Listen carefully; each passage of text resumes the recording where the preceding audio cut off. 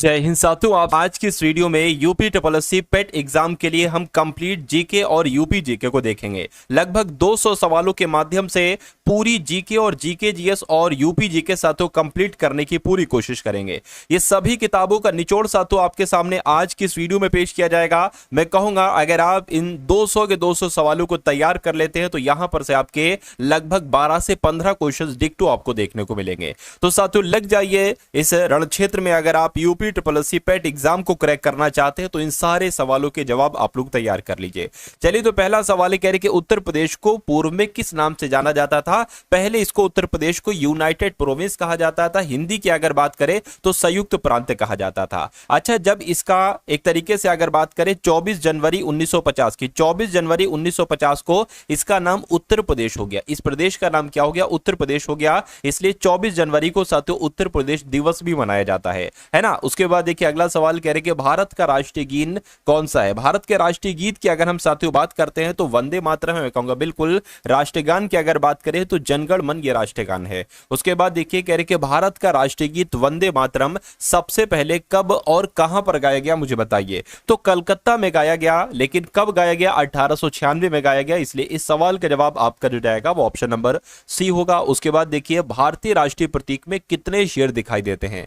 भारतीय राष्ट्रीय प्रतीक में कितने शेर दिखाई देते हैं? तो 3 शेर दिखाई देते हैं। ये आप लोग याद रखेंगे। साथियों ये समझ लीजिए, मैंने ये क्लास जो ली है ना, ये टॉपिक वाइज ली है। यानी कि जितने भी साथियों यूपी ट्रिपल एससी पेट में सिलेबस में जितने भी आपके टॉपिक वाइज हैं, उन टॉपिक्स को साथियों स्टैटिक जीके के खत्म करेंगे और महत्वपूर्ण जो भी स्टैटिक जीके यहां पर बनेगी साथियों वो हम लोग यहां पर देखेंगे। चलिए, तो भारतीय प्रतीक चिन्ह की आधार पट्टी पर अंकित वाक्य सत्यमेव जयते ये कहां से लिया गया है? तो ये साथियों मुंडकोपनिषद से लिया गया है। आंसर अगर आपका ऑप्शन नंबर डी है तो बिल्कुल सही है। कह रहे कि भारत का राष्ट्रीय आदर्श वाक्य क्या है? तो सत्यमेव जयते, ये तो आपको मालूम ही होना चाहिए। सत्यमेव जयते यही तो है भारत का राष्ट्रीय आदर्श वाक्य। उसके बाद देखिए भारत का राष्ट्रीय पंचांग किस संवत पर आधारित है? तो यहां पर आपको यह ध्यान रखना है कि शक संवत पर आधारित है भारत का राष्ट्रीय पंचांग। साथियों ये जो क्वेश्चंस मैं आपको बहुत तेजी के साथ करा रहा हूं ना, ये आपके मनोमस्तिष्क में खुद ब खुद स्टोर होते जाने, आपको मालूम पड़ रहा हो चाहे ना मालूम पड़ रहा हो। बस इनका फायदा आपको कब देखने को मिलेगा? जब पेपर आपके सामने होगा और यही क्वेश्चन साथियों आपके सामने 1 बाय 1 करके आते रहेंगे। तो इसलिए इस क्लास को बहुत वैसी क्लास ना समझिएगा, बहुत साधारण सी। ये साथियों परीक्षा पर आधारित आपकी क्लास है। 200 टॉप लेवल के क्वेश्चंस यहां पर मैं करवा रहा हूं। चलिए, उत्तर प्रदेश का वर्तमान नाम कब पड़ा? ये तो साथियों मैंने आपको बताई था कि 24 जनवरी 1950 को उत्तर प्रदेश नाम पड़ा। पहले इसका नाम क्या था? संयुक्त प्रांत था, या यूनाइटेड प्रोविंस भी हम लोग कह सकते हैं, है ना। तभी तो 24 जनवरी को उत्तर प्रदेश दिवस मनाना शुरू हुआ। भारत का राष्ट्रीय धरोहर पशु इनमें से कौन सा है, मुझे बताइए। शेर है, हाथी है, या बाघ है, या घोड़ा है? तो अगर आपका जवाब हाथी है तो बिल्कुल सही हो जाएगा। उसके बाद देखिए स्वतंत्र भारत के राष्ट्रीय से किसने बनाया था? क्या स्वतंत्र भारत के राष्ट्रीय ध्वज का डिजाइन किसने बनाया था? यह होना चाहिए साथियों पिंगली वेंकैया। आप लोग याद रखेंगे कि जो स्वतंत्र भारत का राष्ट्रीय ध्वज का जो डिजाइन था साथियों, ये पिंगली वेंकैया के द्वारा ही बनाया गया। तो ये बहुत इंपॉर्टेंट क्वेश्चन था। भारत के राष्ट्रीय गीत के ध्वज का डिजाइन निम्नलिखित में से किसके द्वारा तैयार किया गया था? बात तो साथियों वही है ना।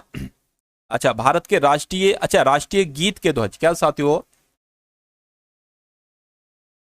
इसमें कुछ मिस्टेक है साथियों। राष्ट्रीय गीत का ध्वज थोड़ी ना, इसका कुछ मेरे ख्याल से साथियों कुछ दिक्कत होगी। कोई दिक्कत नहीं, इस क्वेश्चन को हम लोग छोड़ देते हैं। अगले नंबर का सवाल है, कह रहे कि इत्र नगरी के नाम से जाना जाता है। तो कन्नौज को ही तो साथियों इत्र नगरी के नाम से जाना जाता है। भारत के राष्ट्रीय गान के रचयिता कौन है? राष्ट्रीय गान अगर आपसे पूछे तो रविन्द्रनाथ टैगोर बता देना। राष्ट्रीय गीत पूछे तो बंकिम चंद्र चटर्जी बता देना। उसके बाद देखिए अगला सवाल आपकी स्क्रीन पर है। आपसे पूछा जा रहा है कि भारत के राष्ट्रीय ध्वज की लंबाई और चौड़ाई का अनुपात क्या होता है। देखिए लंबाई की अगर बात करें, लंबाई अगर साथियों 3 है तो चौड़ाई 2 होगी। अगर लंबाई 3 फीट है तो चौड़ाई 2 फीट होगी। अगर लंबाई 3 मीटर, क्योंकि बहुत बड़े बड़े राष्ट्रीय ध्वज भी होते हैं आपने देखोगे, तो लंबाई अगर 3 मीटर है तो साथियों चौड़ाई कितनी होगी? 2 मीटर होगी। यानी कि 3 और 2 का अनुपात चलता है। 3 और अनुपात 2 कहां पर लिखा हुआ है? ऑप्शन नंबर डी में लिखा हुआ। नौटंकी किस राज्य का एक लोक नृत्य है, मुझे बताइए। तो ये तो साथियों उत्तर प्रदेश में किया जाता है। ये नौटंकी लोक नृत्य कहां किया जाता है? उत्तर प्रदेश में। उसके बाद देखिए तमिलनाडु का सबसे लोकप्रिय लोक नृत्य कौन सा है? तो तमिलनाडु की जब हम बात करते हैं तो कारगम नाम का जो लोक नृत्य है ना, ये तमिलनाडु का सबसे लोकप्रिय लोक नृत्य है। उसके बाद देखिए अगला सवाल, जागोई नृत्य किस राज्य का नृत्य है? यानी कि जागोई नृत्य कहां पर किया जाता है? अगर आपसे पूछे तो मणिपुर में किया जाता है। आंसर आपका ऑप्शन नंबर बी होगा। टॉपिक वाइज हर इंपॉर्टेंट टॉपिक के सारे इंपॉर्टेंट क्वेश्चन मैं आपको करा रहा हूं। उसके बाद देखिए कह रहे कि उत्तर प्रदेश में दिया सलाई उद्योग बनाने का प्रमुख केंद्र कहां पर है, तो साथियों कहां पर है, बरेली में है। मैं कहूंगा बरेली यहां पर होना चाहिए, बरेली का नीचे लिखा है नहीं साथियों। तो दिया सलाई की जब हम बात करते हैं तो एक ऑप्शन डी डालकर लिख लेंगे साथियों बरेली, है ना। और बरेली की जब साथियों हम बात करते हैं तो बरेली को सुरमा नगरी भी कहा जाता है। क्या बरेली को साथियों सुरमा नगरी भी कहा जाता है, ये भी आप लोग याद रखेंगे। और कानपुर जो है ना साथियों ये चमड़े के लिए प्रसिद्ध है, और सीतापुर की अगर बात करें साथियों ये चीनी के लिए प्रसिद्ध है। तो ये भी दो इंपॉर्टेंट बातें आप लोग याद रखेंगे। और चिकनकारी के लिए फेमस है आपका लखनऊ। अगला सवाल है राखा लीला किस राज्य का लोक नृत्य है, तो ये पता कहां किया जाता है, ये असम में किया जाता है साथियों, राखा लीला नाम का नृत्य। उसके बाद देखिए कह रहे कि यक्षगान किस भारतीय राज्य की लोक प्रस्तुति है, तो ये साथियों क्या कर्नाटक में की जाती है। मैं कहूंगा बिल्कुल सही जवाब, ये कर्नाटक में ही की जाती है ये लोक नृत्य। उसके बाद देखिए अगला सवाल आपकी स्क्रीन पर कह रहे कि कुछ नृत्य जो है ना ये कहां का नृत्य है, ये एक बार आप लोग मुझे बता दीजिए। तो इसकी अगर बात करिए जम्मू कश्मीर का है ना। कुछ नृत्य कहां का है साथियों, जम्मू कश्मीर का है। या आप सभी लोगों को यहां पर याद रखना होगा। निम्नलिखित में से कौन सा त्योहार अमावस्या के दिन आयोजित किया जाता है, तो इनमें से वो कौन सा त्योहार है। मैं कहूंगा काली पूजा जो त्योहार है ये साथियों अमावस्या के दिन आयोजित किया जाता है। ये भी बहुत इंपॉर्टेंट क्वेश्चन है और कई बार साथियों यूपी के एग्जाम में ये पूछा जा चुका है। चलिए साथियों उसके बाद देखिए अगला सवाल है साथियों, मैं आपको यहां पर बता देना चाहता हूं कि अगर अभी तक आपने इस वीडियो को लाइक नहीं किया तो वीडियो को लाइक कर दीजिए। चैनल पर अगर नए हैं तो चैनल को साथों जरूर आप लोग क्या कर दीजिए, आप लोग साथों सब्सक्राइब कर दीजिए, है ना। चलिए और उसके अलावा अगर बात करें एक कमेंट में साथियों, एक कमेंट आप लोग लिख दीजिए, मुझे बहुत अच्छा लगेगा। जय हिंद का नारा एक बार अगर आप लगा देंगे तो मजा आ जाएगा साथियों। कमेंट में जय हिंद एक बार टाइप कर दीजिए और बता दीजिए कि जल्लीकट्टू क्या है। क्या एक टैग खेल है, सांड को वश में करने वाला एक खेल। मैं कहूंगा बिल्कुल साथियों सांड को वश में किया जाता है। अच्छा ये तमिलनाडु, कहां पर, तमिलनाडु मनाया जाता है। जल्लीकट्टू की अगर बात करें कहां पर साथियों, तमिलनाडु में ये होता है। उसके बाद देखिए अगला सवाल है कह रहे कि दुर्गा पूजा का मुख्य त्योहार है, यानी कि दुर्गा पूजा केरल का त्योहार है, नहीं पश्चिम बंगाल का त्योहार है। बिल्कुल सही जवाब, आंसर आपका जो जाएगा वो ऑप्शन नंबर बी हो गया, यानी कि पश्चिम बंगाल में होता है साथियों दुर्गा पूजा, मुख्य रूप से मुख्य त्योहार है वहां का ये। उसके बाद देखिए कह रहे कि ईस्टर का त्योहार किस दिन मनाया जाता है, फटाफट एक बार मुझे बताइए। तो क्या संडे को यानी कि रविवार को मनाया जाता है, बिल्कुल सही जवाब, ईस्टर का त्योहार रविवार को ही मनाया जाता है। निम्नलिखित में से कौन मुगल शासक वीणा वादन के लिए प्रसिद्ध था, तो वीणा वादन के लिए अगर बात करें तो औरंगजेब प्रसिद्ध था, है ना। औरंगजेब आपका यहां पर आंसर हो जाएगा। चलिए अच्छा समुद्रगुप्त भी प्रसिद्ध था, ये भी आप लोग याद रखेंगे। उसके बाद देखिए अगला सवाल, मुगल सम्राट अकबर किस वाद्य यंत्र को बहुत ही कुशलता से बजाता था, तो ये नक्कारे को बजाता था। क्या नक्कारे को बजाता था साथियों अकबर। उसके बाद देखिए आपसे पूछा जा रहा है कि पद्म भूषण पुरस्कार से सम्मानित उस्ताद साबरी खान एक खिलाड़ी थे, है ना। तो ये क्या बजाया करते थे, ये सारंगी वादक थे, ये आप लोग याद रखेंगे। आंसर आपका जाएगा ऑप्शन नंबर ए के साथ, यानी कि उस्ताद साबरी खान एक सारंगी वादक थे। कह रहे कि गोविंद स्वामी पिल्लई का संबंध किस वाद्य यंत्र से है, तो साथियों वायलिन वादक हैं ये। गोविंद स्वामी पिल्लई की अगर बात करें ये वायलिन वादक हैं, आंसर आपका डी होगा। कह रहे कि पन्ना लाल घोष का संबंध किस वाद्य यंत्र से है, तो अगर बात करते हैं साथियों यहाँ पर बांसुरी की, तो बांसुरी वादक हैं साथियों पन्ना लाल घोष। ये भी सवाल कई बार आपके एग्जाम में पूछा जा चुका है। उसके बाद देखिए अगला सवाल है, कह रहे कि जो सिंहेश्वर मंदिर है ना ये बिहार राज्य में है, लेकिन बिहार में कहां पर है, तो बिहार राज्य के मधुपेरा जिले में है, ये भी आप लोग याद रखेंगे। उसके बाद देखिए मीनाक्षी मंदिर कहां पर स्थित है, तो मीनाक्षी मंदिर पता साथियों मां से मीनाक्षी हो जाएगा और मां से मदुरई हो जाएगा। मीनाक्षी मंदिर मदुरई में स्थित है, राइट आंसर आपको ऑप्शन नंबर सी होगा। कह रहे कि होयसलेश्वर मंदिर की जब हम बात करते हैं तो ये किस राज्य में स्थित है, ये साथियों कर्नाटक में स्थित है। क्या होयसलेश्वर मंदिर की अगर बात करें ये कहां पर है, ये कर्नाटक में स्थित है, आंसर आपका ऑप्शन नंबर डी हो जाएगा भाई, बहुत बढ़िया, वेरी गुड क्लास। उसके बाद देखिए अगला सवाल है, कह रहे कि कंदरिया महादेव मंदिर कहां पर स्थित है, तो कंदरिया महादेव मंदिर साथियों खजुराहो में स्थित है। कहां पर, खजुराहो में स्थित है। निम्नलिखित में से कौन सा शहर स्वामी नारायण अक्षरधाम मंदिर के लिए प्रसिद्ध है, यानी कि स्वामी नारायण अक्षरधाम मंदिर कहां पर है, तो ये तो साथियों नई दिल्ली में। कहां पर है ये बात आपको मालूम होना चाहिए, अक्षरधाम मंदिर नई दिल्ली में स्थित है, बहुत बढ़िया, वेरी गुड क्लास। साथियों आपको यूपी SSC पेट की पूरी तैयारी करवाई जाएगी साथियों कंप्लीट, और बिना 1 रुपए आपसे लिए, यानी कि बिल्कुल पूरी तरीके से निशुल्क। और ऐसा नहीं साथियों निशुल्क वाली पढ़ाई नहीं है, एक तरीके से ये आपको पूरे यूट्यूब की दुनिया में सबसे बेस्ट कंटेंट से दिया जाएगा, यानी कि आपके लिए साथियों पूरी मेहनत की जाएगी। मुझसे और मेरी टीम से जितनी मेहनत हो सकती है इस बार पेट एग्जाम के लिए साथियों पूरी मेहनत लगा देंगे, क्योंकि पिछले 3 बार के पेट का अनुभव है और 3 बार के पेट के पेपर को देखकर साथियों ये अंदाजा लगाया जा सकता है कि इस बार आपका पेपर कैसे आएगा, एग्जामिनर कहां कहां से सबसे ज्यादा क्वेश्चंस लेता है, कैसा आपका पेट का पेपर आता है। तो आप लोग साथियों विश्वास करिए, आप लोग अगर चैनल पर हैं तो चैनल को तुरंत सब्सक्राइब करके बेल आइकन पर क्लिक कर दीजिए, क्योंकि जितनी भी क्लासेस मैं आपको दूं यूपी SSC पेट एग्जाम से पहले पहले उन सभी में जितने क्वेश्चंस मैं लाऊं उन सभी क्वेश्चंस को आप लोग जरूर तैयार कर लीजिएगा, है ना।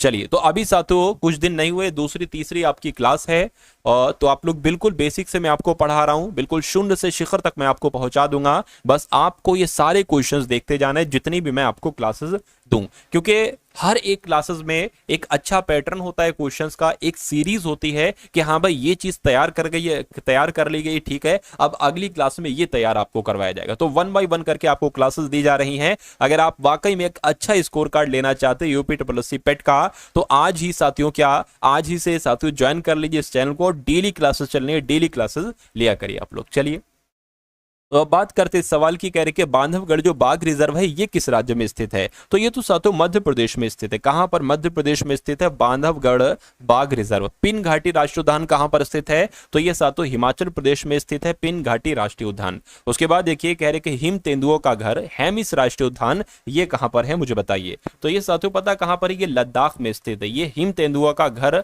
है ना, यानी कि हिम तेंदुए यहां पर पाए जाते हैं हेमिस राष्ट्रीय उद्यान में, और हेमिस राष्ट्रीय उद्यान लद्दाख में स्थित है। उसके बाद देखिए अगला सवाल है, कह रहे कि कर्नाटक का बाघ अभ्यारण्य सबसे बड़ी संख्या में एशियाई हाथियों का घर है। तो कौन से बाघ अभ्यारण्य की बात चल रही है? मैं कह सकता हूं नागरहोल बाघ अभ्यारण्य की बात चल रही है, यानी कि नागरहोल बाघ अभ्यारण्य कहां पर स्थित है? कर्नाटक में स्थित है ना। नेक्स्ट नंबर का सवाल है, कह रहे कि भारत में संकटग्रस्त एस्चुएरीन मगरमच्छों के संरक्षण के लिए कौन सा अभ्यारण्य सबसे प्रसिद्ध है? तो अगर बात करते हैं साथियों भीतरकनिका वन्यजीव अभ्यारण्य जो कि ओडिशा में स्थित है, ये सबसे प्रसिद्ध है। ये आप लोग याद रखेंगे, ये क्वेश्चन साथियों इंपॉर्टेंट है, आपके एग्जाम में आपसे पूछा जाएगा। उसके बाद देखिए भारत का ओशनिक नेशनल पार्क ये कहां पर स्थित है? तो अगर इसकी बात करें तो ये कच्छ आप लोग याद रखेंगे, यानी कि भारत का जो ओशनिक नेशनल पार्क है ये साथियों कच्छ में ही स्थित है। नेक्स्ट नंबर का सवाल है, कह रहे कि आपको भारत के किस राज्य में बोरेल वन्यजीव अभ्यारण्य मिलेगा? कर्नाटक में, पश्चिम बंगाल में, या साथियों असम में, या ओडिशा में? तो मैं कहूंगा जो असम में है ना बोरेल वन्यजीव अभ्यारण्य है ये असम में स्थित है, ये आप लोग साथियों याद रखेंगे।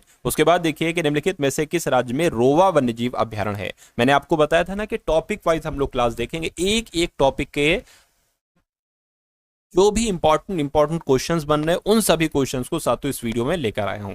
इसलिए वीडियो आपके लिए साथियों बहुत खास है, 12 से 15 क्वेश्चंस आपके यहां पर सही होंगे इस एकमात्र वीडियो के माध्यम से। चलिए, तो कहने के साथियों रोवा वन्यजीव अभ्यारण्य की जब हम बात करते हैं तो ये कहां पर स्थित है? ये त्रिपुरा में स्थित है। राइट आंसर आपका ऑप्शन नंबर ए होगा। उसके बाद देखिए कौन सा राष्ट्रीय उद्यान लद्दाख में स्थित है? तो लद्दाख की अगर बात करें, मैंने आपको बता सकता हूं साथियों हेमिस राष्ट्रीय उद्यान की अगर बात करें ये लद्दाख में ही स्थित है। उसके बाद देखिए अगला सवाल, भीतरकनिका राष्ट्रीय उद्यान ये किस राज्य में स्थित है? तो भीतरकनिका की अगर बात करते ये साथियों ओडिशा में स्थित है। ओडिशा आपका बिल्कुल सही जवाब हो जाएगा। उसके बाद देखिए अगला सवाल आपकी स्क्रीन पर, कह रहे कि निम्नलिखित में से किस राज्य में श्रीविल्लीपुतुर हाथी अभ्यारण्य स्थित है? तो पता साथियों ये कहां पर स्थित है? ये तमिलनाडु में स्थित है। क्या? श्रीविल्लीपुतुर हाथी अभ्यारण्य बहुत इंपॉर्टेंट अभ्यारण्य है साथियों आपके एग्जाम के दृष्टिकोण से, और ये आपके एग्जाम में पूछा जा सकता है। तो ये तमिलनाडु में स्थित है। अगला सवाल देखिए, काली टाइगर रिजर्व निम्नलिखित में से किस राज्य में स्थित है? तो ये साथियों कर्नाटक में स्थित है। का से काली टाइगर रिजर्व और का से कर्नाटक, आंसर आपका ऑप्शन नंबर बी होगा। कहने के बाघमारा पिचर प्लांट अभ्यारण्य ये किस राज्य में स्थित है? तो यह साथियों मेघालय में स्थित है, ये भी आप लोगों को याद रखना है। उसके बाद देखिए कह रहे कि निम्नलिखित में से कौन भारत और विश्व का एकमात्र तैरता हुआ राष्ट्रीय उद्यान है? ये कई बार आपके सवाल एग्जाम में पूछा जा चुका है। तो केबुल लामजाओ राष्ट्रीय उद्यान जो है ये भारत का भी और विश्व का भी एकमात्र तैरता हुआ राष्ट्रीय उद्यान है। उसके बाद देखिए कह रहे कि वियतनाम की राजधानी क्या है? तो एक टॉपिक खत्म और दूसरा इंपॉर्टेंट टॉपिक साथियों शुरू। तो वियतनाम की राजधानी अगर आपसे पूछा जाए तो आपको हनोई बताना है। अगला सवाल देखिए, कह रहे कि रियाल किस देश की मुद्रा है? तो रियाल की अगर बात करें तो ये ब्राजील की मुद्रा है, आंसर आपका ऑप्शन नंबर सी होगा। उसके बाद देखिए इटली की मुद्रा की जब हम बात करते हैं तो इटली की मुद्रा यूरो है। क्या है साथियों? इटली की मुद्रा यूरो है, आंसर आपका जाएगा ऑप्शन नंबर डी के साथ। अगला देखिए, हवाई द्वीप की अगर राजधानी आपसे पूछे तो होनोलुलु है। क्या साथियों? होनोलुलु जो है ना ये हवाई द्वीप की ही राजधानी है। उसके बाद देखिए कह रहे कि डेनमार्क की राजधानी का नाम मुझे बताइए, तो कोपेनहेगन की अगर बात करें तो कोपेनहेगन साथियों ये डेनमार्क की राजधानी है। उसके बाद देखिए रेनबिन्बी किस देश की मुद्रा है मुझे बताइए। चलिए, तो ये क्या चीन आपका आंसर होगा? मैं कहूंगा बिल्कुल सही साथियों, रेनबिन्बी की अगर बात करें तो ये चीन की तो मुद्रा है। अगला सवाल है, कह रहे कि प्रयाग कहां की राजधानी है? तो प्राग की अगर बात करते हैं साथियों तो आप लोग याद रखेंगे चेक गणराज्य की राजधानी है ये साथियों। क्या प्रयाग जो है ना चेक गणराज्य की राजधानी है? ये आपसे पूछा जा सकता है। ऑस्ट्रिया की राजधानी क्या है? तो ऑस्ट्रिया की राजधानी साथियों वियना है, आंसर आपका अगर है ऑप्शन नंबर सी तो बिल्कुल करेक्ट है। उसके बाद देखिए मैड्रिड की अगर बात करें तो ये कहां की राजधानी है मुझे बताइए। मैड्रिड साथियों ये कहां की राजधानी है? स्पेन की राजधानी है, बिल्कुल सही जवाब आपका, ये स्पेन की राजधानी है साथियों मैड्रिड। अगला सवाल कह रही है अर्जेंटीना की राजधानी कौन सी है? तो ब्यूनस आयर्स जो है ना साथियों, ब्यूनस आयर्स ये अर्जेंटीना की राजधानी, आंसर आपका ए होगा। उसके बाद देखिए भारत का राष्ट्रीय विरासत पशु आपसे पूछा जा रहा है कौन सा है? तो सिंह नहीं है, घोड़ा नहीं है, बाघ नहीं है, हाथी जो है ना ये भारत का राष्ट्रीय विरासत पशु है। उसके बाद देखिए चंदन राज्य वृक्ष है, यानी कि किस राज्य का ये राज्य वृक्ष है? तो अगर आपका जवाब कर्नाटक है तो बिल्कुल सही जवाब, कर्नाटक का राज्य वृक्ष क्या है साथियों? चंदन है।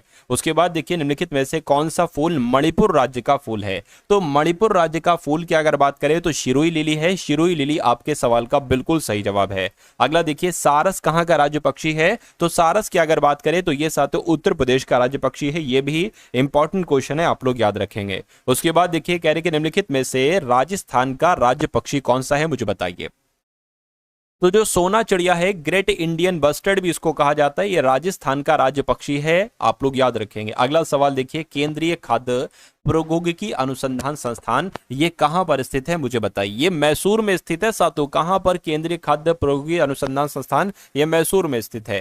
किस देश का राष्ट्रीय पशु पवित्र गाय है? तो अगर हम बात करते हैं नेपाल की तो नेपाल का राष्ट्रीय पशु जो है ना वो पवित्र गाय है साथियों, ये भी आप लोग क्या रखेंगे, ये भी आप लोग यहां पर याद रखेंगे भाई, बहुत बढ़िया, वेरी गुड क्लास। अगला सवाल आपकी स्क्रीन पर है, आपसे पूछा जा रहा है कि निम्नलिखित में से कौन सा पक्षी भोजन चुराने के लिए अन्य पक्षियों की आवाज निकालता है? तो भोजन चुराने के लिए अन्य पक्षियों की आवाज पता कौन निकालता है? ड्रोंगो निकालता है। ड्रोंगो नाम का पक्षी होता है जो भोजन चुराने के लिए अन्य पक्षियों की आवाज निकालना जानता है। अगले नंबर का सवाल है, कहने के गोडावड़ को राजस्थान का राज्य पक्षी कब घोषित किया गया? तो साथियों राजस्थान का राज्य पक्षी क्या है? गोडावड़ है, और इसको ये कब घोषित किया गया? 1981 में घोषित किया गया, ये भी आप लोग याद रखेंगे। उसके बाद देखिए निम्नलिखित में से कौन महाराष्ट्र का राज्य वृक्ष है? तो महाराष्ट्र का राज्य वृक्ष तो साथियों आम है। क्या है? आम जो है ना यह महाराष्ट्र का राज्य वृक्ष है। उसके बाद देखिए निम्नलिखित में से कौन एक उड़ानहीन पक्षी है? तो उड़ानहीन पक्षी की जब हम बात करते हैं, मोर थोड़ा बहुत उड़ लेता है, सारस, मुर्गी,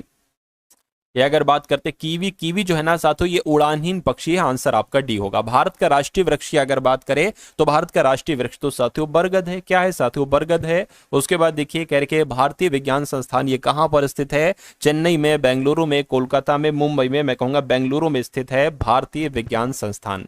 नेक्स्ट नंबर का सवाल है उज्जैन किस नदी के किनारे पर है साथियों बताइए।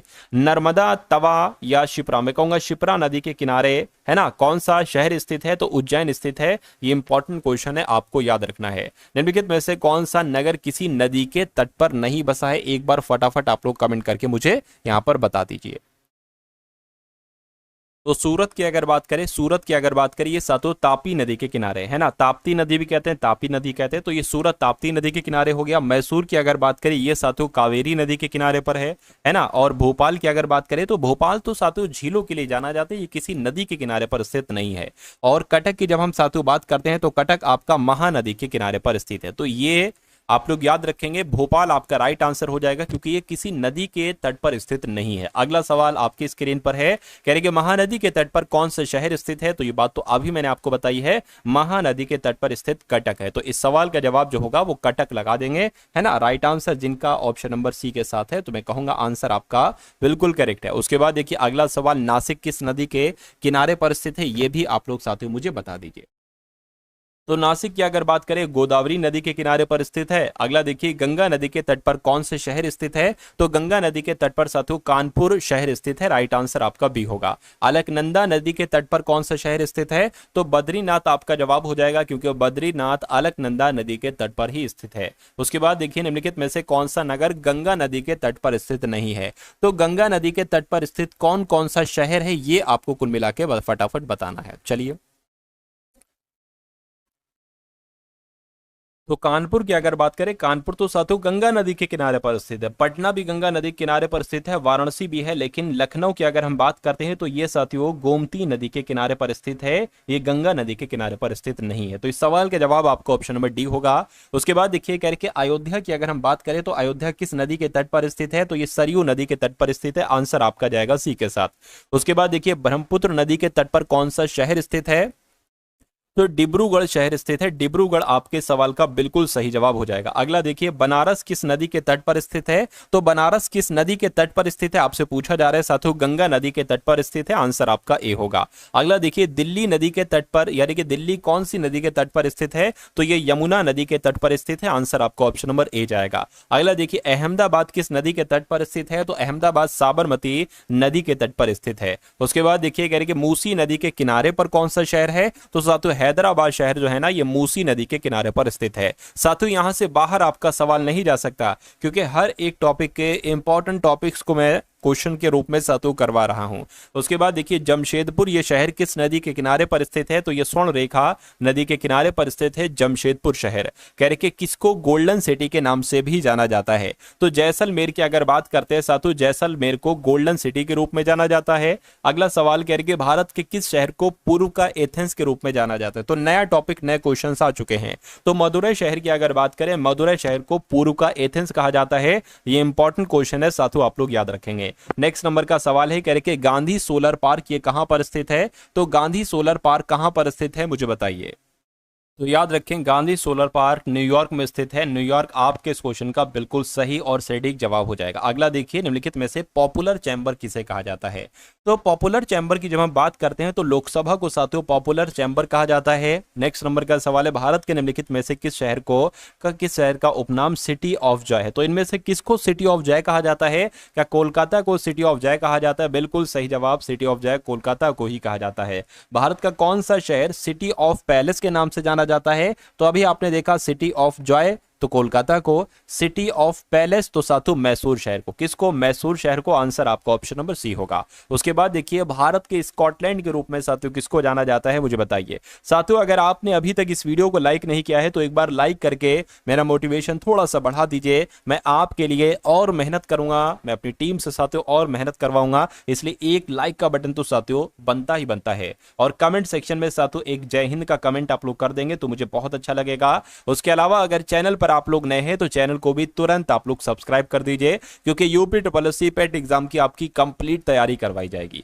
चलिए तो बात करते हैं इस सवाल की, कह रही कि किसको भारत का स्कॉटलैंड कहा जाता है, तो मैं कहूंगा कुर्ग को भारत का स्कॉटलैंड कहा जाता है। अगला सवाल देखिए निम्नलिखित में से किसे भारत का मैनचेस्टर कहा जाता है, तो भारत के मैनचेस्टर जो कहा जाता है वो अहमदाबाद शहर को कहा जाता है, भारत का मैनचेस्टर। उसके बाद देखिए कह रहे कि निम्नलिखित में से किस नगर को एम्पायर सिटी कहा जाता है, तो एम्पायर सिटी साथियों पता न्यूयॉर्क को कहा जाता है, न्यूयॉर्क को ही एम्पायर सिटी के रूप में जाना जाता है। उसके बाद देखिए निम्नलिखित में से किस नगर को एड्रियाटिक की रानी कहा जाता है, तो वेनिस शहर को साथियों क्या कहा जाता है, एड्रियाटिक की रानी कहा जाता है, ये भी आप लोग याद रखेंगे, है ना, आंसर आपका ऑप्शन नंबर ए होगा। उसके बाद देखिए विंडी सिटी, क्या विंडी सिटी के रूप में किसको जाना जाता है, विंडी सिटी तो शिकागो की अगर बात करें, शिकागो को ही विंडी सिटी के रूप में जाना जाता है, राइट आंसर आपका ऑप्शन नंबर ए हो जाएगा भाई, बहुत बढ़िया, वेरी गुड क्लास। अगला सवाल बहुत इंपॉर्टेंट है, कह रहे कि भारत के मंदिरों का शहर किसे कहा जाता है, एक बार कमेंट करके मुझे आप लोग बता दीजिए। तो क्या कटक को कहते हैं, कोयंबटूर को कहते हैं, भुवनेश्वर को कहते हैं साथियों, या पुरी को कहते हैं, तो भुवनेश्वर आप लोग याद रखेंगे। भारत के मंदिरों का शहर किसे जाना जाता है, भुवनेश्वर को कहा जाता है। बेंगलुरु शहर को इनमें से किस नाम से जाना जाता है, तो बेंगलुरु शहर को अंतरिक्ष का शहर कहा जाता है, सिलिकॉन वैली भी कहते हैं और इलेक्ट्रॉनिक नगर भी कहते हैं। इसलिए अगर आपके एग्जाम में सवाल आ जाए तो ये आप लोग याद रखें रखेंगे, ये तीनों नामों से जाना जाता है बेंगलुरु शहर को। उसके बाद देखिए भारत का पिट्सबर्ग किस शहर को कहा जाता है? पिट्सबर्ग। तो जमशेदपुर की जब हम बात करते हैं तो जमशेदपुर शहर को साथियों भारत का पिट्सबर्ग कहा जाता है। उसके बाद देखिए उत्तर प्रदेश के किस शहर को राष्ट्रीय राजमार्गों का चौराहा कहा जाता है? ये बहुत इंपॉर्टेंट क्वेश्चन है। तो कानपुर को अगर बात करें साथियों, कानपुर को उत्तर प्रदेश का ये शहर है, कानपुर बहुत फेमस शहर है, राष्ट्रीय राजमार्गों का चौराहा साथियों इसको कहा जाता है। अगला सवाल देखिए, यानी कि झीलों की नगरी किसे कहा जाता है? तो झीलों की नगरी की अगर हम बात करते हैं तो उदयपुर को साथियों कहा जाता है झीलों की नगरी, है ना। अगला देखिए, डोलोमाइट के भंडार उत्तर प्रदेश के किस जिले में पाए जाते हैं? तो डोलोमाइट के भंडार जो है ना ये साथियों उत्तर प्रदेश के, है ना, उत्तर प्रदेश के सोनभद्र में पाए जाते हैं, ये आप लोग याद रखेंगे। चलिए अगला सवाल देखिए, कह रहे कि निम्नलिखित में से किस नगर को स्वर्णिम द्वारका नगर कहा जाता है? तो स्वर्णिम द्वारका नगर किसे कहा जाता है? सैन फ्रांसिस्को को कहा जाता है। बिल्कुल सही जवाब, सैन फ्रांसिस्को को ही स्वर्णिम द्वारका नगर कहा जाता है। ग्रेट व्हाइट वे तथा ब्रॉडवे के नाम से कौन सा नगर जाना जाता है? तो ये भी बहुत इंपॉर्टेंट क्वेश्चन है साथियों, आप लोगों को मालूम होना चाहिए। न्यूयॉर्क शहर की अगर बात करते हैं तो इसको ग्रेट व्हाइट वे और ब्रॉडवे इस नामों से जाना जाता है, न्यूयॉर्क शहर को। उसके बाद देखिए मैजिक सिटी के रूप में किसको जाना जाता है? तो मोंटे कार्लो की अगर हम बात करें तो मोंटे कार्लो को मैजिक सिटी के रूप में भी जाना जाता है। अगला देखिए, भारत का जुड़वा शहर किसे कहा जाता है? ये तो बहुत इंपॉर्टेंट क्वेश्चन है साथियों, आप लोग इसको अच्छे से तैयार कर लीजिएगा। देखिए सिकंदराबाद और हैदराबाद की अगर बात करते हैं तो इसको ही भारत का जुड़वा शहर कहा जाता है। उसके बाद देखिए निम्नलिखित में से किसे पहले द लेडी विलिंगटन पार्क के रूप में जाना जाता है? तो किसकी बात चल रही है? लोधी गार्डन्स पार्क की बात चल रही है। लोधी गार्डन पार्क जो है ना इसको पहले द लेडी विलिंगटन पार्क के रूप में जाना जाता है। फोर्ट विलियम ये कहां पर स्थित है मुझे बताइए? ये आपका बिहार में स्थित है, नई दिल्ली में, चेन्नई में या कोलकाता में? तो ये तो साथियों कोलकाता में स्थित है। फोर्ट विलियम जो है ना ये आपका कोलकाता में स्थित है। उसके बाद देखिए निम्नलिखित में से किस पर्वतीय स्थल के नाम का अर्थ होता है वज्रपात स्थल? तो अगर बात करते हैं दार्जिलिंग की, तो दार्जिलिंग आपके इस सवाल का बिल्कुल सही और सटीक जवाब हो जाएगा। अगला देखिए, गुरजी महल साथियों कहां पर स्थित है बताइए? तो गुरजी महल की अगर बात करें क्या ग्वालियर में स्थित है? बिल्कुल सही जवाब, गुजरी महल आपका ग्वालियर में ही स्थित है। अगला देखिए, मानव सभ्यता के विकास की कहानी दर्शाने वाले देश का सबसे बड़ा संग्रहालय यानी कि इंदिरा गांधी मानव संग्रहालय, ये इनमें से कहां पर स्थित है? तो इंदिरा गांधी मानव संग्रहालय ये भोपाल में स्थित है। तो साथियों भोपाल आपके सवाल का बिल्कुल सही जवाब हो जाएगा। उसके बाद देखिए अगला क्वेश्चन है, कह रहे कि साइलेंट वैली किस राज्य में स्थित है? साइलेंट वैली या शांत घाटी एक ही बात है, तो ये साथियों कहां पर स्थित है? ये केरल में स्थित है। आंसर आपको ऑप्शन नंबर डी होगा। उसके बाद देखिए कह रहे कि गंगा सागर मेला किस राज्य में आयोजित किया जाता है? तो ये तो पश्चिम बंगाल में साथियों लगता है गंगा सागर मेला। ये इंपॉर्टेंट क्वेश्चन है, आप लोग याद रखेंगे। राजस्थान का पंजाब कहलाने वाली राजस्थान के किस जिले में स्थित, यानी कि राजस्थान का पंजाब किस जिले को कहा जाता है? तो जालौर को कहा जाता है। मैं कहूंगा बिल्कुल सही जवाब, राजस्थान का पंजाब जालौर को ही कहा जाता है। उत्तर प्रदेश में सर्वाधिक प्रचलित लोक नृत्य इनमें से कौन सा है बताइए साथियों? छपेली है, नौटंकी है, कर्मा है या चरकुला? ये चरकुला लिखा होना चाहिए, चौनफुल लिखा है, चलिए कोई दिक्कत नहीं। तो नौटंकी आपका जवाब हो जाएगा। उत्तर प्रदेश में सबसे ज्यादा जो प्रचलित एक तरीके से साथियों है वो नौटंकी है, ये आप लोग यहां पर याद रखना है। चलिए उसके बाद देखिए अगला सवाल, ईसाई धर्म में प्रसिद्ध सबसे प्रसिद्ध चर्चों में से एक सेंट पीटर्स बेसिलिका है, ये किस शहर में स्थित? तो ये तो साथियों वेटिकन सिटी में। कहां पर है? ये वेटिकन सिटी में है। ईसाई धर्म में सबसे प्रसिद्ध चर्च है साथियों सेंट पीटर्स बेसिलिका और ये वेटिकन सिटी में ही है। उसके बाद देखिए रेड स्क्वायर ये कहां पर स्थित है? तो रेड स्क्वायर तो मॉस्को में स्थित है। कहां पर स्थित है साथियों? मॉस्को में स्थित है। उसके बाद देखिए माउंट एवरेस्ट कहां पर स्थित है? तो भारत में, नेपाल में, चीन में या भूटान में? तो नेपाल अगर आपका जवाब है तो बिल्कुल सही हो जाएगा। अच्छा, माउंट एवरेस्ट की अगर बात करें तो माउंट एवरेस्ट की साथियों आप लोग मुझे बताइए ऊंचाई कितनी है? क्या माउंट एवरेस्ट की ऊंचाई कितनी है ये एक बार कमेंट में आप लोग मुझे बताइए। उसके बाद देखिए एफिल टावर ये कहां पर स्थित है? क्या एफिल टावर न्यूयॉर्क में स्थित है, लंदन में स्थित है? नहीं साथियों, ये पेरिस में स्थित है। आंसर आपका सी होगा। एलएसी पैलेस कहां पर स्थित है मुझे बताइए? एलएसी पैलेस आपसे पूछा जा रहा है, आप लोग याद रखेंगे फ्रांस में स्थित है। एलएसी पर्वत अगर आपसे एग्जाम में पूछा जाए तो कहां पर स्थित है साथियों? फ्रांस आपके इस क्वेश्चन का बिल्कुल सही जवाब हो जाएगा। पीसा की मीनार की अगर बात करें ये कहां पर है? तो ये तो इटली में स्थित है। कहां पर पीसा की मीनार है साथियों? इटली में स्थित है। उसके बाद देखिए भारतीय एड्स अनुसंधान संस्थान ये कहां पर स्थित है? तो ये साथियों महाराष्ट्र के पुणे में स्थित है, भारतीय एड्स अनुसंधान संस्थान। नेक्स्ट नंबर का क्वेश्चन आपकी स्क्रीन पर, इस सवाल का साथियों जवाब आप लोग दीजिए। क्या आपके सवाल का जवाब हो सकता है? फटाफट मुझे बताइए। तो भारतीय कृषि अनुसंधान संस्थान की अगर बात करते हैं, लखनऊ में तो नहीं, लेकिन ये नई दिल्ली में स्थित है। नई दिल्ली आपके इस क्वेश्चन का बिल्कुल सही जवाब है। उसके बाद देखिए अगला सवाल आपकी स्क्रीन पर है, कह रही है केंद्रीय तंबाकू अनुसंधान संस्थान कहाँ पर स्थित है? बेंगलुरु में, राजमुंद्री में, पुणे में या सोलापुर में? तो आप लोग याद रखेंगे ये राजमुंद्री में स्थित है केंद्रीय तंबाकू अनुसंधान संस्थान। भारतीय चमड़ा अनुसंधान संस्थान अगर आपके एग्जाम में आए तो आपको सातों चेन्नई बता देना है। क्या बता देना है सातों? आपको चेन्नई बता देना है ना। उसके बाद देखिए अगला क्वेश्चन है, कह रही कि राष्ट्रीय डेयरी अनुसंधान संस्थान कहां पर है? तो यह हरियाणा के करनाल में स्थित है, राष्ट्रीय डेयरी अनुसंधान संस्थान। उसके बाद देखिए कह रही कि केंद्रीय खनन अनुसंधान संस्थान कहां पर स्थित है? तो यह साथियों धनबाद में स्थित है। धनबाद आपके सवाल का बिल्कुल सही जवाब है। उसके बाद देखिए केंद्रीय खाद्य प्रौद्योगिकी अनुसंधान संस्थान ये कहां पर है? ये मैसूर में स्थित है। मैं कहूंगा बिल्कुल केंद्रीय खाद्य प्रौद्योगिकी अनुसंधान संस्थान मैसूर में ही स्थित है। भारतीय हीरा अनुसंधान केंद्र कहां पर है? तो भारतीय हीरा अनुसंधान केंद्र की अगर बात करते हैं तो ये साथियों सूरत में स्थित है। सूरत आपका बिल्कुल सही जवाब है। भारतीय मौसम विज्ञान संस्थान कहां पर स्थित है? तो यह साथियों नई दिल्ली में है। मैंने आपको बताया था भारतीय मौसम विज्ञान संस्थान नई दिल्ली में ही स्थित है। उसके बाद देखिए करके किस जिले में ऊंट अनुसंधान संस्थान स्थित है? तो ऊंट अनुसंधान संस्थान साथियों बीकानेर में स्थित है। कहां पर? बीकानेर में स्थित है। बीकानेर आपका राइट आंसर है। दृष्टि विकलांग हेतु राष्ट्रीय संस्थान ये कहां पर स्थित है साथियों बताइए?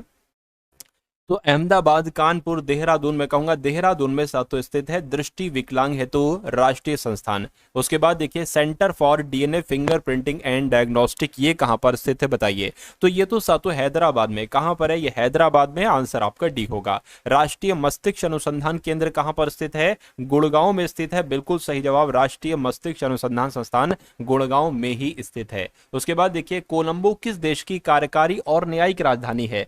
तो कोलंबो की अगर बात करें तो ये तो श्रीलंका की साथियों राजधानी है। श्रीलंका की कार्यकारी राजधानी भी है और न्यायिक राजधानी भी है। क्या? कोलंबो। अगला सवाल देखिए आपकी स्क्रीन पर, उस देश का नाम बताइए जिसकी मुद्रा का नाम रुपया नहीं है। फटाफट आप लोग यहां पर बता दीजिए। चलिए, तो नेपाल की मुद्रा है ना, नेपाल की मुद्रा रुपया है। बिल्कुल ठीक, ठीक है, कोई दिक्कत नहीं। उसके बाद पाकिस्तान की मुद्रा क्या है? पाकिस्तान में क्या चलता है? रुपया चलता है। और श्रीलंका में भी रुपया चलता है। लेकिन मुद्रा अगर बात करते हैं म्यांमार की मुद्रा, तो म्यांमार की मुद्रा का नाम क्या है साथियों? रुपया नहीं है। तो इसलिए सवाल का जवाब आपका ऑप्शन नंबर डी हो जाएगा। अगला क्वेश्चन आपकी स्क्रीन पर है। आपसे कहा जा रहा है कि श्रीलंकन राष्ट्र की पहली राजधानी कौन सी थी? तो कौन सी थी साथियों? अनुराधापुरा थी। अनुराधापुरा आपके सवाल का बिल्कुल सही जवाब है। गुरुद्वारा पंजा साहिब भारत के किस पड़ोसी देश में स्थित है? ये आपसे यहां पर साथियों पूछा जा रहा है, मुझे बताइए। तो ये कहां पर स्थित है? क्या ये पाकिस्तान में स्थित है? बिल्कुल सही जवाब। भारत के पड़ोसी राज्य पाकिस्तान में ही स्थित है गुरुद्वारा पंजा साहिब। अगला सवाल है, कह रही कि यूनेस्को का वैश्विक विरासत स्थल खजुराहो ये कहां पर स्थित है? मध्य प्रदेश, उत्तर प्रदेश, उत्तराखंड या छत्तीसगढ़? ये मध्य प्रदेश में स्थित है यूनेस्को का वैश्विक विरासत स्थल खजुराहो। अगला देखिए, कह रहे कि जयपुर में एक महल है जिसे सवाई प्रताप सिंह ने बनवाया था। तो उस महल का नाम क्या है? उस महल का नाम है हवा महल। हवा महल जयपुर में स्थित है और इसका निर्माण साथियों सवाई प्रताप सिंह के द्वारा करवाया गया था। उसके बाद देखिए कह रहे कि यूनेस्को का मुख्यालय कहां पर स्थित है? तो फ्रांस की राजधानी पेरिस में साथियों यूनेस्को का मुख्यालय स्थित है। और यूनेस्को की विश्व विरासत सूची में शामिल कंचनजंगा बायोस्फीयर रिजर्व ये किस प्रदेश में स्थित है? तो अगर आपसे पूछा जाए साथियों ये कहां पर स्थित है, तो कंचनजंगा तो सिक्किम में स्थित है। कंचनजंगा बायोस्फीयर रिजर्व ये सिक्किम में ही स्थित है। कह रहे कि हम्पी में स्मारकों का समूह ये कहां पर स्थित है? तो ये साथियों कहां पर स्थित है? कर्नाटक में स्थित है। आंसर आपका ऑप्शन नंबर डी हो जाता है। उसके बाद देखिए सांची के बौद्ध स्मारक कहां पर हैं? तो ये साथियों मध्य प्रदेश में है और मध्य प्रदेश के रायसेन जिले में है सांची के बौद्ध स्मारक, है ना। अगला क्वेश्चन देखिए, धर्मराज रथ स्मारक कहां पर है? तो धर्मराथ रथ स्मारक की अगर बात करें तो ये महाबलीपुरम में। कहां पर साथियों? महाबलीपुरम में है। और अगला सवाल देखिए, अंतरराष्ट्रीय टेबल टेनिस महासंघ का मुख्यालय निम्नलिखित में से किस देश में है? अगर आपसे पूछा जाए तो स्विट्जरलैंड आपको बता देना है, क्योंकि अंतरराष्ट्रीय टेबल टेनिस महासंघ का हेडक्वार्टर स्विट्जरलैंड में ही स्थित है। सेबेस्टियन कोर्डा निम्नलिखित में से किस खेल से संबंधित है? तो ये किस खेल से संबंधित है? ये टेनिस से संबंधित है सेबेस्टियन कोर्डा। आंसर आपका जो जाएगा वो ऑप्शन नंबर ए हो जाएगा। और आपसे पूछा जा रहा है कि आगा खां कप किस खेल में दिया जाता है? तो आगा खां कप की अगर बात करें तो हॉकी के खेल में दिया जाता है। आंसर आपका डी होगा। और सुल्तान जौहर कप की अगर बात करें तो ये भी साथियों हॉकी के खेल में ही दिया जाता है, सुल्तान जौहर कप। नेक्स्ट नंबर का सवाल है करके 16 यार्ड हिट, ये शब्द किस खेल से संबंधित है? तो अगर बात करते हैं ये शब्द किस खेल से संबंधित है, तो ये फील्ड हॉकी से संबंधित है। ये आप लोग याद रखें, आंसर आपको ऑप्शन नंबर बी होगा। उसके बाद देखिए करके महाराजा रणजीत सिंह गोल्ड कप, ये किस खेल में दिया जाता है? तो ये भी साथियों हॉकी के खेल में दिया जाता है। राइट आंसर आपका ऑप्शन नंबर बी होगा। और मुरुगप्पा गोल्ड कप की अगर बात करें, ये कहां पर दिया जाता है? ये भी साथियों हॉकी के खेल में दिया जाता है। उसके बाद देखिए अंतर्राष्ट्रीय ओलंपिक समिति का हेडक्वार्टर कहां पर स्थित है? तो इसका हेडक्वार्टर साथियों लुसाने में स्थित है। किसका? अंतर्राष्ट्रीय ओलंपिक समिति का मुख्यालय लुसाने में स्थित है। भारत की पहली महिला शतरंज ग्रैंड मास्टर की अगर बात करें, कौन थी? एस विजय लक्ष्मी इनका नाम है और ये भारत की पहली महिला शतरंज ग्रैंड मास्टर थी। मैग्नस कार्लसन ये किस खेल से संबंधित हैं? तो इनका संबंध साथियों शतरंज से है। किस खेल से? शतरंज से है। अभी इनका नाम थोड़ा सा उभर कर आया था, इसलिए सवाल आपसे पूछा जा सकता है। भारतीय क्रिकेट कंट्रोल बोर्ड यानी कि बीसीसीआई का हेडक्वार्टर कहां पर है? तो इसका हेडक्वार्टर साथियों मुंबई में है। यह भी आपसे एग्जाम में सवाल पूछा जा सकता है। उसके बाद देखिए अगला सवाल, सुनील छेत्री किस खेल में भारत का प्रतिनिधित्व करते हैं? तो ये साथियों फुटबॉल के खेल में भारत का प्रतिनिधित्व करते हैं। ये बात आप सभी लोगों को यहां पर याद रखना है। उसके बाद देखिए कह रहे भारत में राष्ट्रीय बालिका दिवस कब मनाया जाता है? तो क्या ये 5 जून को, 5 सितंबर को, 12 मई को, 24 जनवरी को? तो 24 जनवरी आपका आंसर हो जाएगा। भारत में राष्ट्रीय बालिका दिवस साथियों 24 जनवरी को मनाया जाता है। 24 जनवरी को और कौन सा दिवस मनाया जाता है, मैंने आपको इसी वीडियो में बताया था, तो एक बार कमेंट करके आप लोग मुझे बताइए। भारत में राष्ट्रीय उपभोक्ता अधिकार दिवस साथियों कब मनाया जाता है? अगर आपसे पूछा जाए तो 24 दिसंबर आपको बता देना है। 24 दिसंबर को भारतीय राष्ट्रीय उपभोक्ता अधिकार दिवस मनाया जाता है। भारत में 21 मई का दिन, क्या साथियों भारत में 21 मई का दिन किस रूप में मनाया जाता है? तो क्या एनआरआई दिवस मनाया जाता है 21 मई को? नहीं, राष्ट्रीय आतंकवाद विरोधी दिवस मनाया जाता है साथियों 21 मई को। इसलिए आपका जवाब जो जाएगा वो ऑप्शन नंबर बी होगा। उसके बाद देखिए अंतर्राष्ट्रीय पृथ्वी दिवस की अगर बात करें तो ये 28 फरवरी को नहीं, 21 मार्च को नहीं, 7 अप्रैल को नहीं साथियों, 22 अप्रैल को मनाया जाता है अंतर्राष्ट्रीय पृथ्वी दिवस। राइट आंसर आपका ऑप्शन नंबर डी होगा। उसके बाद देखिए विश्व जल संरक्षण दिवस की अगर बात करें तो ये तो 22 मार्च को मनाया जाता है। कब साथियों? 22 मार्च को विश्व जल संरक्षण दिवस मनाया जाता है। और विश्व स्वास्थ्य दिवस की अगर बात करें तो ये 10 अक्टूबर नहीं, 23 मई नहीं साथियों, ये 7 अप्रैल को मनाया जाता है विश्व स्वास्थ्य दिवस। उसके बाद देखिए अगला सवाल है, कह रहे राष्ट्रीय खेल दिवस 29 अगस्त को मनाया जाता है, लेकिन ये किससे संबंधित है मुझे बताइए? तो ये किससे संबंधित है? मेजर ध्यानचंद के जन्म दिवस के रूप में 29 अगस्त को राष्ट्रीय खेल दिवस मनाया जाता है। यह भी आप लोगों को साथियों याद रखना है। उसके बाद देखिए अगला सवाल आपकी स्क्रीन पर है, आपसे पूछा जा रहा है कि उत्तर प्रदेश में गेहूं का सर्वाधिक उत्पादन किस क्षेत्र में होता है? तो साथियों गंगा घाघरा दोआब में होता है। ये बहुत इंपॉर्टेंट क्वेश्चन है, आपके एग्जाम में डिक्टो आपसे पूछा जाता है। भारत में राष्ट्रीय पंचायती राज दिवस कब मनाया जाता है? तो ये तो 24 अप्रैल को मनाया जाता है साथियों, भारत में राष्ट्रीय पंचायत राज दिवस। उसके बाद देखिए अंतर्राष्ट्रीय मातृभाषा दिवस कब मनाया जाता है? तो 21 फरवरी आप लोग याद रखेंगे, 21 फरवरी को ही अंतर्राष्ट्रीय मातृभाषा दिवस मनाया जाता है। उसके बाद देखिए कि निम्नलिखित में से किस तारीख को अंतर्राष्ट्रीय बाघ दिवस मनाया जाता है? तो अंतर्राष्ट्रीय बाघ दिवस साथियों कब मनाया जाता है, ये आप लोग एक बार मुझे बता दीजिए। 29 जुलाई आप लोग याद रखें, क्योंकि 29 जुलाई को ही साथियों अंतर्राष्ट्रीय बाघ दिवस मनाया जाता है। अगला सवाल है कह रहे भारतीय निर्वाचन आयोग द्वारा राष्ट्रीय मतदाता दिवस साथियों कब मनाया जाता है? तो ये तो 25 जनवरी को मनाया जाता है साथियों राष्ट्रीय मतदाता दिवस। उसके बाद देखिए हिंदी दिवस की अगर बात करें तो हिंदी दिवस कब मनाया जाता है? 14 सितंबर को साथियों हिंदी दिवस मनाया जाता है। अगला सवाल है कह रहे सुशासन दिवस प्रतिवर्ष 25 दिसंबर को किसकी जयंती पर मनाया जाता है? तो सुशासन दिवस तो अटल बिहारी वाजपेयी की जयंती पर मनाया जाता है। राइट आंसर आपका ऑप्शन नंबर ए हो जाता है। उसके बाद देखिए अंतरराष्ट्रीय ओजोन दिवस साथियों कब मनाया जाता है? तो 16 सितंबर को साथियों अंतरराष्ट्रीय ओजोन दिवस मनाया जाता है। बिल्कुल सही जवाब, जिनका भी ऑप्शन नंबर डी आंसर था।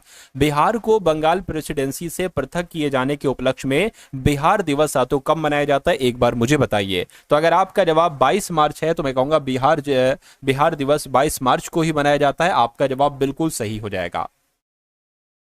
तो आप लोगों को याद रखना है, राष्ट्रीय आपदा प्रतिक्रिया बल की स्थापना दिवस कब मनाई जाती है? 21 सितंबर, 23 अक्टूबर, 19 जनवरी, 6 मार्च। मैं कहूंगा 19 मार्च को ही राष्ट्रीय आपदा प्रतिक्रिया बल मनाई जाती है दिवस के रूप में। विश्व जैव विविधता दिवस की अगर बात करें तो ये साथियों कब मनाई जाती है आपसे पूछा जा रहा है। 22 मई को बिल्कुल सही जवाब आपका। विश्व जैव विविधता दिवस 22 मई को ही मनाया जाता है। और विश्व हस्त प्रक्षालन यानी कि धुलाई दिवस ये किस तारीख को मनाई जाती है? तो विश्व धुलाई दिवस की अगर बात करें तो 15 अक्टूबर आपका आंसर हो जाएगा। 15 अक्टूबर बिल्कुल सही जवाब है।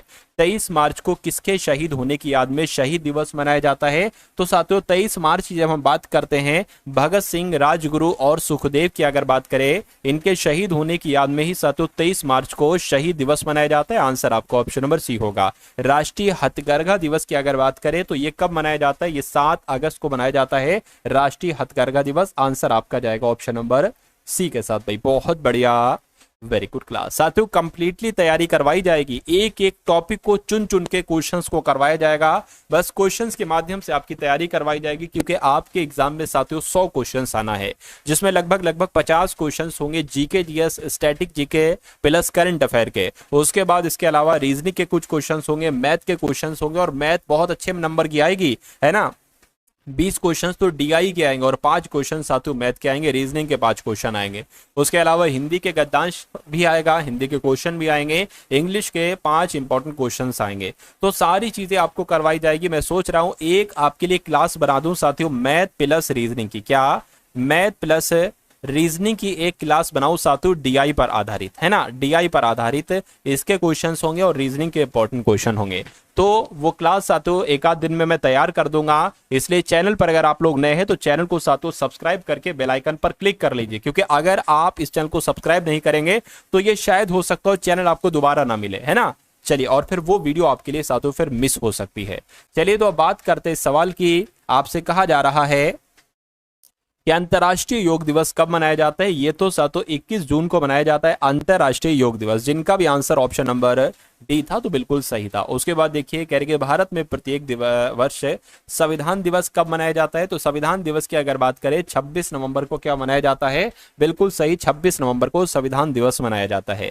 निम्नलिखित में से किस दिन खेल दिवस मनाया जाता है? तो खेल दिवस तो साथियों 29 अगस्त को मनाया जाता है। उसके बाद देखिए मुद्रा राक्षस के रचयिता कौन थे? तो मुद्रा राक्षस के रचयिता कौन थे साथियों? विशाख दत्त जो थे ना, ये मुद्रा राक्षस के रचयिता थे। अगला देखिए संस्कृत के विद्वान जिनका नाम पारणी था, पारणी के द्वारा लिखित अष्टाध्याय ये एक पुस्तक है। ये किससे संबंधित पुस्तक है? अर्थ शास्त्र से, है ना, अर्थव्यवस्था से, विधि से, व्याकरण से या औषधि से साथियों मुझे बताइए। चलिए, तो ये व्याकरण पर आधारित पुस्तक है। आंसर आपका ऑप्शन नंबर सी होगा। निम्न में से आपसे पूछा जा रहा है इनडोमिटेबल स्पिरिट, इनडोमिटेबल स्पिरिट ये पुस्तक किसके द्वारा लिखी गई थी? तो ये तो डॉक्टर एपीजे अब्दुल कलाम के द्वारा साथियों लिखित पुस्तक है। आंसर आपको ऑप्शन नंबर ए होगा। ये बहुत इंपॉर्टेंट क्वेश्चन है।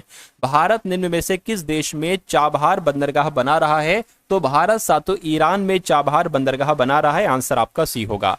प्राचीन बंदरगाह सोपारा बंदरगाह निम्नलिखित में से किस राज्य में है? तो ये साथियों सोपारा बंदरगाह महाराष्ट्र राज्य में है। ये भी आप लोग यहां पर याद रखेंगे। उसके बाद देखिए कह रहे कि निम्नलिखित विकल्पों में से भारत का सबसे व्यस्त अंतरराष्ट्रीय बंदरगाह कौन सा है? तो सबसे व्यस्त अंतरराष्ट्रीय बंदरगाह जो है ना वो मुंबई बंदरगाह है। ये आप लोग याद रखेंगे। अगला देखिए नेताजी सुभाष चंद्र बोस अंतरराष्ट्रीय हवाई अड्डा ये कहां पर है साथियों? मुंबई में, कोलकाता में, दिल्ली में या पंजाब में? तो ये तो कोलकाता में स्थित है नेताजी सुभाष चंद्र बोस अंतरराष्ट्रीय हवाई अड्डा। भारत का सर्वाधिक ऊंचाई पर स्थित हवाई अड्डा कौन सा है? तो जो लेह अंतरराष्ट्रीय हवाई अड्डा है, लेह हवाई अड्डा ये भारत का सबसे ऊंचाई पर स्थित हवाई अड्डा है। निम्नलिखित में से किस स्थान पर रेलवे जोन का मुख्यालय? तो रेलवे जोन का मुख्यालय साथियों हाजीपुर में है। हाजीपुर आपके सवाल का बिल्कुल सही जवाब हो जाएगा। और निजी क्षेत्र में देश का पहला अंतरराष्ट्रीय हवाई अड्डा ये इसका निर्माणाधीन है। तो ये इसका निर्माण कहां पर किया जा रहा है आपसे पूछा जा रहा है, मुझे बताइए। तो आप लोग याद रखेंगे कोच्चि में स्थित है, यानी कि निजी क्षेत्र में देश का पहला अंतरराष्ट्रीय हवाई अड्डा कहां निर्माणाधीन है? तो कोच्चि में निर्माणाधीन है। आंसर आपका जो जाएगा वो ऑप्शन नंबर साथियों ए के साथ जाएगा। अगला क्वेश्चन साथियों ये अंतिम सवाल आपकी स्क्रीन पर है और इस क्वेश्चन का आंसर आपको कमेंट सेक्शन में देना है कि एयर इंडिया का मुख्यालय कहां पर है? मुंबई में, नई दिल्ली में, कोलकाता में या साथियों हैदराबाद में।